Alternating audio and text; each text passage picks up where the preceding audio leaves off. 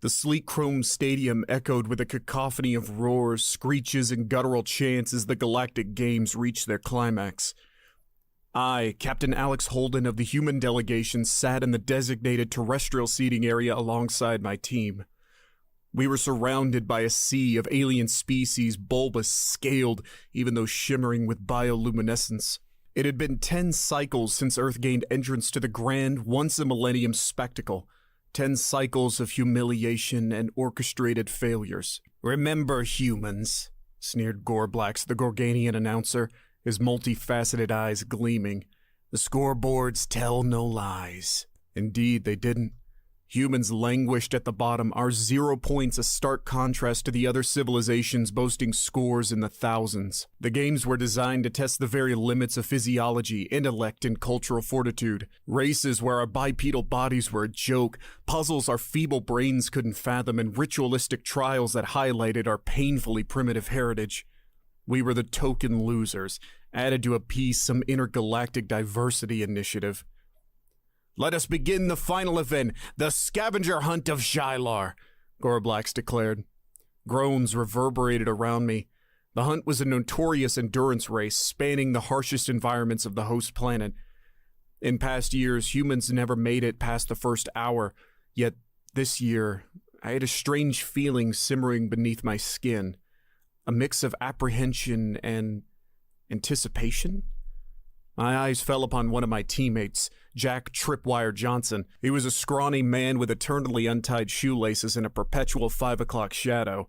Hardly the picture of athletic prowess, but there was a sharp glint in his eye that gave me pause. As the starting klaxon blared, contestants lunged forward in a motley swarm. The Gorgonians, with their 8 legs and rock-hard exoskeletons, instantly surged ahead. The avians of Polaris Prime took to the air, their iridescent wings beating in impossible patterns. We humans, however, looked downright comical, stumbling on the rocky volcanic terrain while the others sped into the distance. The first checkpoint appeared in the form of a shimmering force field nestled within a narrow fissure. Species renowned for their agility slithered through with ease. Others used specialized sensory organs to detect a bypass route. Humans, however, seemed stumped. 10 of my teammates were already down, nursing twisted ankles and bruised egos. "Looks like these primates haven't even grasped the concept of obstacle," Gorblax's taunt boomed across the stadium. That's when Jack shambled forward. I knew his backstory like all the others. He'd been a parkour enthusiast back on Earth, an adrenaline junkie drawn to urban landscapes. Now faced with an unyielding wall of energy, he simply shrugged, reached into his utility belt, and whipped out an antiquated ball of twine. With practiced flicks of the wrist, he tossed a grappling hook over the shield. He then scrambled up the rope with surprising speed. To the jeers of the crowd, Jack hauled himself over, disappeared into the fissure, and a minute later emerged on the other side. He'd bypassed the challenge entirely and was waving cheekily from the next checkpoint. A murmur spread through the stadium, a mix of disbelief and grudging respect. Gorblax's booming voice cut through the murmurs. "A fluke, I assure you," he declared, although the usual derision was replaced by a flicker of unease. The race continued, and at each checkpoint the humans employed unorthodox solutions. Emily Chen, a former computer programmer, cracked a complex security code using an algorithm she once designed for a video game.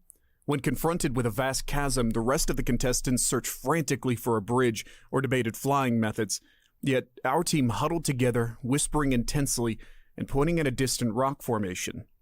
With growing trepidation, I watched as they constructed a crude catapult out of tree branches and strips of scavenged fabric. Then Jake, a former linebacker with a booming laugh and a build like a refrigerator, climbed into the makeshift sling. An ear-splitting twang later, he went soaring over the gorge, landing with a bone-jarring thud. "Rule number 37, Gorblax announced, his voice tight. "No external propulsion devices." He looked at the humans who were now calmly setting up another catapult. "Rule 37, he amended hastily, applies only to non-organic propulsion devices." As the human team progressed, a wave of change swept across the stadium. The initial mockery from the crowd was replaced by a tense excitement, a begrudging acknowledgement that something unexpected was unfolding. The games were about proving superiority, yes, but with rules, standards, and a known hierarchy.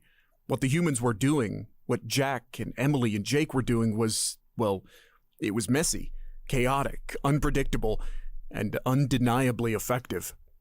By the final stretch, whispers of a human victory buzzed even among the alien delegations. I could see Gorblax practically vibrate with rage beneath his shimmering scales. The hunt of Shylar was his brainchild, designed to be an unwinnable spectacle of human failure, to see us approaching the finish line, not through sheer physical prowess, but by means of ingenuity and sheer defiance, was an affront to the entire power structure of the games. The last task was simple yet deceptively challenging. A towering monolith adorned with alien symbols stood at the summit of an obsidian peak. The first to decipher the code and touch the peak would be crowned the victor.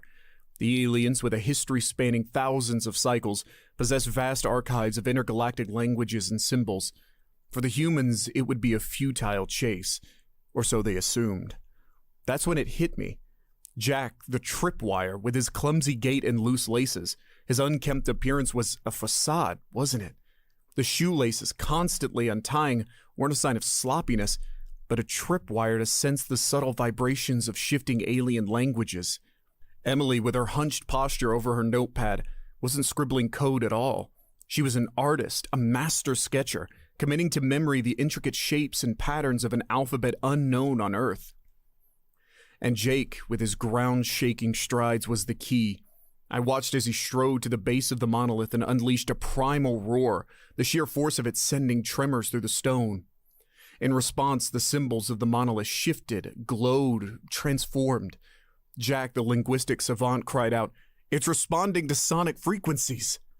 One by one, Jake roared specific notes he'd learned to mimic from a rare breed of songbirds on a backwater Earth colony. With each call, the symbols on the monolith rearranged themselves, and Emily, with artistic precision, translated them. The aliens watched in bewildered silence as the humans decoded the final cipher. Finally, Jake, barely pausing for breath, launched himself up the transformed monolith, handholds now glowing faintly where none existed before. He reached the top and slammed his palm down upon the peak just as a swarm of reptilian competitors clawed their way to within a hair's breadth of doing the same. Deafening silence descended upon the stadium. An epoch of uncontested superiority had crumbled before us. No one spoke, not Gorblax nor the Galactic Council, whose faces were etched with a potent mix of shock and a dawning fear. I, for one, was grinning. It wasn't a civilized grin, not by their standards. It held wildness and satisfaction, the echoes of long nights planning amidst scoffs and dismissive predictions. Earth, so long treated as a sideshow, refused to play its part anymore. "Announce the results, Gorblax," I demanded, my voice echoing across the vast expanse. For a stretched moment I held the gaze of the announcer, saw his multifaceted eyes narrow. When he finally spoke, his voice was devoid of its usual theatrical boom. "The winners of the scavenger hunt of Shylar, and therefore the overall victors of the Galactic Games, are the humans of the Sol System," Gorblax croaked out. Cheers erupted. From the stands, even some of the alien spectators found their voices, a hesitant applause at first, then growing, gaining momentum. For wasn't it thrilling to witness the impossible? To see an underdog turn the tables on the very game designed to keep them down? We humans, outcasts, no longer basked under the spotlight we'd seized, and though the Galactic Council stared at us with cold, calculating eyes, I sensed it. The shift, that delicious ripple of uncertainty that precedes a profound change in the order of things. In the days following the impossible victory, invitations poured in. The Galactic Trade Guild, once closed to us, suddenly wanted to analyze our unique approaches to logistics and market solutions. Renowned academies across the stars offered scholarships eager to study the minds that turned parkour and a ball of twine into strategic tools. Most intriguing of all was the discreet message from an obscure wing of the Galactic Council itself, a request for consultation, humans advising their former overlords on a subject titled Creative Problem Solving and Adaptability in Adverse Circumstances.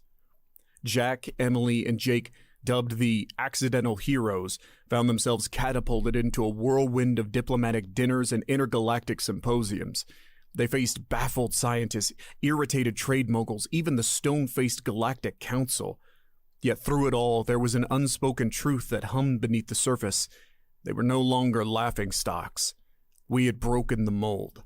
One human afternoon on the Shylarian moonbase, I cornered Jack underneath the glittering chandeliers of an alien palace with rare delicacies from across the galaxy laid out before us. I saw the same scruffy, unassuming man who tripped over his own feet at the games. "You knew, didn't you?" I asked, spearing an exotic fruit. "The shoelaces, the scribbling, all of it?" He didn't deny it. Instead, he shrugged, that crooked grin spreading across his face. "Call it a hobby," he said. "Turns out, all those imperfections the aliens mocked, they come in damn useful." We watched as Emily, surrounded by a cluster of scientists, held forth on something called lateral thinking, while Jake effortlessly charmed an audience of potential investors. We were the anomalies now, the unpredictable force in an otherwise rigid, calculated galaxy. And I realized that Galactic Games weren't merely a trophy to boast about back on Earth. They were a starting point, the glorious what-if that sparked a revolution. News of the Great Reversal, as the media had dubbed it, spread across the Earth like wildfire. At first, there was disbelief, quickly followed by a surge of defiant pride. We weren't just tolerated in this grand cosmic scheme, we'd outwitted it, and on our terms. Suddenly, that small blue marble on the edge of the spiral arm didn't feel quite so insignificant. Back on Earth, things changed in subtle yet profound ways. Kids who once dreamt of playing for galactic sports teams now studied ancient Earth languages. Art galleries once scoffed at as frivolous showcased masterpieces in code cracking and abstract strategizing. Tripwire shoelaces became the season's hottest fashion trend, clumsiness an aspirational trait. But perhaps the most significant change rippled out from the heart of the world's governments. Faced with undeniable proof of humanity's unique potential, centuries-old rivalries and power struggles began to soften. There was a newfound willingness to collaborate, a hesitant reaching out across the borders for advice, joint initiatives, shared problem-solving.